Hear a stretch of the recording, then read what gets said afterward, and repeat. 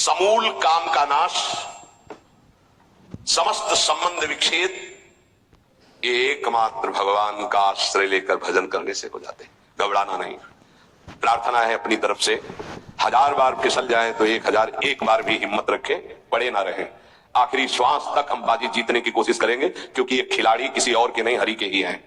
ये काम क्रोध लोभ मोह मद मत्सर किसी और की सामर्थ्य से सामर्थ्यवान नहीं, मेरे स्वामी की ही सामर्थ्य से सामर्थ्यवान है। जिस दिन हमारा अहम धूल दूषित हो जाएगा तो 1000 के बाद भी हम उन पर विजय प्राप्त कर लेंगे। इसलिए किसी भी स्थिति में कोई भी उपासक निराश तो होवे ना। प्रशंसनीय वो है जो इस समय विकार से लड़ रहा है, हर विकार को रौंद रहा है और अपने हृदय की मलिनता को सामने रख रहा है। कौन है हृदय की मलिनता को रखता है? प्रशंसनीय वो है इस समय जो अपने जीवन को संभाल ले। भगवान की असीम कृपा है उन उपासकों पर जो यौवन अवस्था को पवित्र करके चला रहे हैं। सातर दिशा लोकांतार्यति। आप प्रभु के लिए इतनी जलन सह रहे ना, वो बहुत कृपाल है, वो देख रहे हैं, एक एक सेकंड का हिसाब होगा।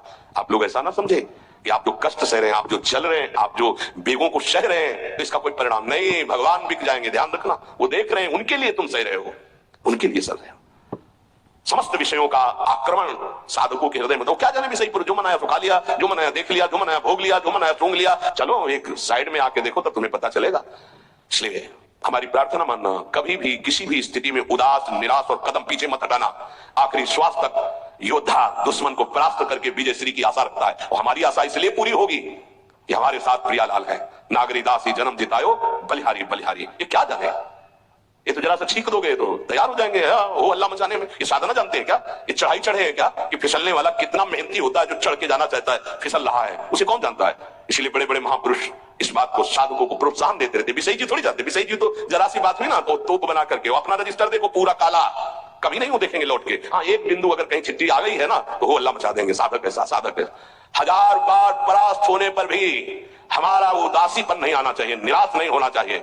चूक गए, इस बार भी चूक गए, आगे बढ़ेंगे, रौनेंगे हम हरिनाम के बल से। हरस हरिनाम जपत जय। निराशा नहीं आनी चाहिए अंतिम श्वास तक, क्योंकि युद्ध किसी साधारण से नहीं हो रहा। भगवान की शक्ति से संपन्न ये षड विकार हैं, कोई छोटे मोटे। भगवान के पुत्र बने जाकर कृष्णावतार में प्रद्युम्न कौन है? कामावतार, साक्षात काम प्रद्युम्न के रूप में अवतरित हो, भगवान के पुत्र रूप में। ये भगवत शक्तियों से संपन्न है। तो भक्त के ऊपर क्यों आक्रमण करते हैं? उसके अहंकार का नाश करने के लिए, शरणागति पुष्ट करने के लिए। ये अनुभव की बात कह रहा हूं। शरणागति में जहां कच्चाई होती तो वीर योद्धा घेरते हैं आसपास, तो हमारा मन भागता है प्रभु की शरण त्राहिमाम, तो कहते आओ, हम ही ने तो लगाया है इनको। नहीं, हम ना लगाते तो तुम अहंकार से फैल जाते। आओ, सच्ची कह रहे हैं, काम क्रोध लोभ हमारे बड़े सहायक हुए। जब जब ये तीर कमान संधान किए तो भाग पड़े अपने लोग हरिशरणम हरिशरणम, क्योंकि दूसरा रास्ता ही नहीं है। तो प्रणाम है इनको कि इन्होंने भगवान की शरणागति पुष्ट की, इन्होंने भगवान का आश्रय दिलाया। अगर ये चलाते नहीं तो इधर आना ही नहीं होता। और ये भगवत शक्ति से संपन्न बच सकता है तो भगवत शक्ति संपन्न ही बच सकता है, दूसरे की सामर्थ्य नहीं। 1000 बार यदि हारेंगे तो हमारे अंदर कहीं अहंकार है, इसलिए नहीं। अहंकार रहित पर इनका कहीं किसी भी तरह का प्रभाव नहीं होता। तो अहंकार रहित करने के लिए भगवान इशारा कर देते। देखो प्रश्न करके, तो क्या भगवान भ्रष्ट कराते हो? कहते नामे भक्ता प्रणश्यति, किसी भी स्थिति में मेरे भक्त का नाश नहीं होता। उपासक कामना के वशीभूत होने के कारण इस प्रेम का परिचय नहीं प्राप्त कर पाता। ना चाहते हुए भी ये काम पापाचरण करा ही देता है। अर्जुन ने प्रश्न किया था, ये कौन है जो ना चाहने पर भी बलात् जबरदस्ती पाप करा देता है? तो भगवान ने कहा, वो काम है, वो क्रोध है। ये रजोगुण से प्रकट होता है, राग से, और ये महापापी है, अर्थात महापाप कराने वाला है। महासनो, ये कभी तृप्त नहीं होने वाला, चाहे जितना भोग लो। ना चाहने वाली बात ऊपरी है और चाहने वाली बात हृदय की है। संसार शरीरों में भोगने से सुख मिलता है, अंदर बैठा है, और ऊपर से हम कहते हैं कि हम नहीं चाहते थे पर ऐसा हो गया। नहीं, अगर ये बात अंदर बैठ जाए कि हमें नहीं चाहिए ये झूठे सुख, तो फिर कोई परास्त नहीं कर सकता। तो बोलिए जानकारी होने पर भी प्रयोग क्यों नहीं हो पाता? वस्तु, व्यक्ति, क्रिया, स्थान, इससे जो हम सुख चाहते हैं उसे काम कहते हैं। किसी शरीर से, किसी वस्तु से, किसी पद से। इस काम में शब्द तो एक है पर इसके दोष अनंत है। शब्द है काम, और अनंत पापाचरण कराने की इसमें सामर्थ्य है काम में। इसमें अनंत विकार भरे हुए हैं। जब तक मनुष्य के भीतर ये बात बनी रहती है कि शरीर भोग से, वस्तु भोग से, पद भोग से हम सुखी हो जाएंगे, तो ये काम पाप ही कराता रहता है। निर्दोष, निर्विकार, निष्पाप होने के लिए इस काम का मर्दन करना आवश्यक है। सहने से ये नष्ट हो जाते हैं।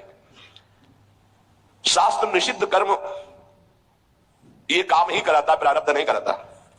प्रारब्ध से शास्त्र निषिद्ध कर्म जो किए उनका फल आता है सुख दुख। अगर शास्त्र प्रतिपादित है तो सुख आएगा, शास्त्र विरुद्ध है तो दुख आएगा। लेकिन ये जो हमसे पाप करा रहा है, कोई प्रारब्ध नहीं करा रहा, कोई काल नहीं करा रहा, कोई ईश्वर नहीं करा रहा, काले कर्म ईश्वरी मिथ्या दोष लगाए, ये हमारी चाहत करा रही है। अंदर बैठी है, शरीर के भोगों से सुख मिलता है, ये अंदर घुस के बैठ गया है और यही हमसे पाप करा रहा है। तो जब जानकारी हो गई तो फिर पाप क्यों हो रहे हैं? जब जानकारी हो गई कि काम पाप करा रहा है तो हम इस जानकारी का प्रयोग क्यों नहीं कर पा रहे हैं? तो बोले धूमे नाव्रियते वह्निर् यथा दर्शो मलेन च यतोल्बे नावृतो गर्भस् तथा तेने दमावृतम। ये ज्ञान ढक गया है हमारा, जो ढका हुआ ज्ञान, ये प्रकाशित ही काम में नहीं आएगा। जैसे 3 उदाहरण दिए। भगवान कह रहे धुएं से अग्नि ढक गई, मैल से दर्पण ढक गया और झिल्ली से गर्भ ढक गया। अब झिल्ली के अंदर बच्चा है कि बच्ची पता नहीं चलेगा, दर्पण है हम काले हैं कि गोरे हैं पता नहीं चलेगा, क्योंकि मैल से धुआं होने के कारण पता नहीं चलेगा कि अग्नि है, पर बहुत जल्दी उसमें अग्नि प्रकाशित की जा सकती है, फूंक मारो अग्नि पैदा हो जाएगी। भगवान ने 3 उदाहरण दिए। उपासक में ये 3 तरह से ज्ञान ढक जाता है, तब काम अपना प्रभाव दिखाता है। 3 इसकी स्थितियां हैं। जैसे धुएं से अग्नि ढकी रहती है, ऐसे ही काम विवेक को, ज्ञान को ढक देता है। बुद्धि में निर्णय निकल रहा है कि तो गलत है, नहीं करना चाहिए। सात्विक, राजसिक, तामसिक, ये बुद्धि की 3 प्रवृत्तियां हैं, 3 गुणों के अनुसार। कर्तव्य अकर्तव्य का ठीक ठीक निर्णय करने में समर्थ है सात्विक बुद्धि। राजसिक बुद्धि ठीक निर्णय नहीं कर पाती, असमर्थ होती है कर्तव्य का। और तामसिक उल्टा ही निर्णय करती है, ठीक निर्णय करने की सामर्थ्य सात्विक बुद्धि में है। अब जो ही भोग इच्छा प्रकट हुई, धुआं पैदा हो गया, भोगों की ना भोगों, पाप तो नहीं बन जाएगा। धुआं है, इसका मतलब अग्नि है, ज्ञान है उसके अंदर। अब अगर उस समय उसको सत्संग मिल जाए, कोई संत की बात चलने लगे, उसका चिंतन वो रोक पावे, तो मानो फूंक मारना है। जैसे धुआं उठ रहा है, 1 2 3 फूंक मारो, आग लग गई, प्रज्वलित हो गया, बच गया। ये पहला बहुत सरल है, बच जाना काम से। धुआं हो जाने पर दिखाई नहीं देता क्या है, क्या ठीक है क्या नहीं ठीक है, पर फूंक मारो तो आग उठी, धुआं खत्म हुआ।